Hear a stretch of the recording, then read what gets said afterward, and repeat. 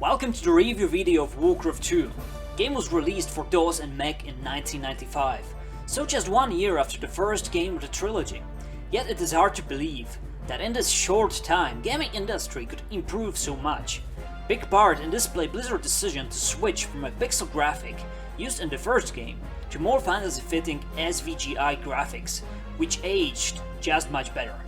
In 1996 was released expansion pack for Warcraft 2, named Beyond the Dark Portal, with additional campaign missions, this time mostly happening, as the title says, beyond the Dark Portal on the Orc homeworld of Draenor, and tells of his destruction. Then in 1999 was released Battle.net Edition as a Windows version providing Blizzard's online services, and among others improving controls of the game significantly, such as adding right-click commands for units, like greatest breakthrough in the gaming industry ever. Then hotkeys for groups, queues for unit commands, so after this update, controls were pretty much identical with today's strategies.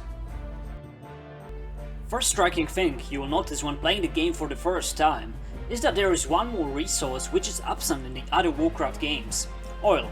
Has anybody here said oil? Looks like this video needs some freedom. Come on, lads! America's taking over this video. A lot of campaign missions and battles in Warcraft 2 were about oil rich locations, because oil was needed in another specific feature of Warcraft 2, namely naval combat. I quite enjoyed it at the beginning, however later it turned into necessary evil, which I had to do first before the real action on the ground could begin. Problem was that it was quite monotonous and straightforward. It was just about the firepower, in other words, the side with more ships always won. In Tides of Darkness, naval combat was mandatory part of almost every mission. However, in Beyond the Dark Portal this was changed, and naval combat became rare, and if so, it was like your only focus in the mission. As well, looking for oil patches, building oil rigs, using tankers and oil refineries was for me a bit buzzkill. Not well fitting for the fantasy game. Imagine Legolas working on the oil platform. Yeah, you know what I mean. Here I just want to add that modern-like technology is to be found in the Warcraft 3, same as in the World of Warcraft, where gnomes have lasers and teleporters. However, it is not so much in your face as it is in the Warcraft 2. So I'm actually happy that oil and naval battle, at least not in this shape, did not find its way into the Warcraft 3.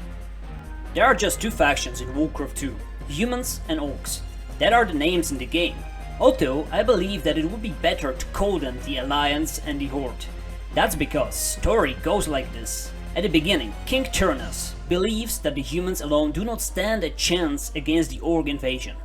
So he forms an alliance of humans, elves, dwarves and gnomes.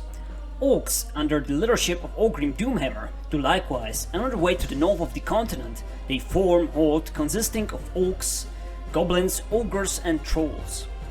The campaigns are like mirrors of each other, happening even in the same locations. Horde campaign begins in the south of the Eastern Kingdom continent and proceeds north, when Alliance campaign goes in the opposite direction from north to south. At the end of the Orc campaign, humans' capital city of Lordaeron is destroyed and King Turnus killed, when at the end of the human campaign, Dark Portal is destroyed by Khadgar. The story itself is pretty straightforward, however it contains several twists like Alexstrasza, mother of the Red Dragonflight, being enslaved by orcs, and her brood forced to fight against superior human navy, thus tipping the scales to balance, or first creation of Death Knight by the Gul'dan. During the campaign we got to meet some iconic characters of Warcraft universe, like Lothar, Atri the Lightbringer, Cho'Gall and Zul'jin, the leader of the Amani Trolls, who joined Horde during the Second War. At this moment Zul'jin is the last boss of Zul'Aman, dungeon in the World of Warcraft. The story of the expansion can be summarized in a few words: grabbing artifacts, creating portals, and destroying planets. However, in Beyond the Dark Portal there are some hero missions with limited resources, almost as we know them from the Warcraft 3, although heroes do not have inventory, and most of them even any abilities, so they are just like ordinary units on steroids. Anyway, we got to meet their famous heroes. On the Alliance side, it's Turalyon, Alleria Windrunner, Khadgar, Danath Trollbane, and Kurdran. If you ever played World of Warcraft and visited Stormwind, 5 statues on the bridge leading into the city belong to the 5 just named, heroes of the Second War. On Horde side we have Grom Hellscream, Khadgar Bladefist, Dentark, Terngorfiend, Gul'dan, and last but not least, Motherfucking Deadwing. It seems that the aspect of death wanted to see Alliance destroyed, and he is helping orcs in their campaign.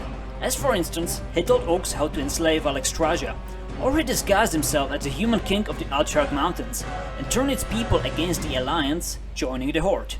Deadwing even joins you personally in the final battle of the Orc campaign, in the Beyond the Dark portal, and is the strongest playable unit in the Warcraft 2. Gameplay is very quick, and takes a while to get used to it. Resources flows in fast, so you need to keep building units all the time without a pause. And remember that you are unable to queue more units at once in barracks. So typically you build more barracks, like 4 of them, 2 mage towers, 2 gnomish inventors, 2 griffon aviaries. So in total you have 10 buildings which are building units all the time. And you have to keep creating units even when you are currently in the battle, constantly jumping back and forth from your units to your base. Every unit have mirrored version on the other side, with just minor differences in spells, which makes both factions perfectly balanced, something appreciated by multiplayer players. There's even surviving community in 2019 with active players, so it is quite possible to find someone to play with. However, multiplayer in this game is hard to play and even harder to master. This review would not be complete without mentioning the soundtrack. Ever since Warcraft 2, epic sounds and music is just something you can always expect from Blizzard.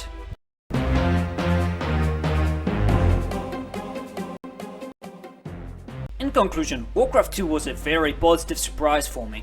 In 2019 came out a GOG version of Warcraft 1 and 2, so if you're a huge fan of Warcraft universe, I would not personally recommend you Warcraft 1, but you should definitely try Warcraft 2.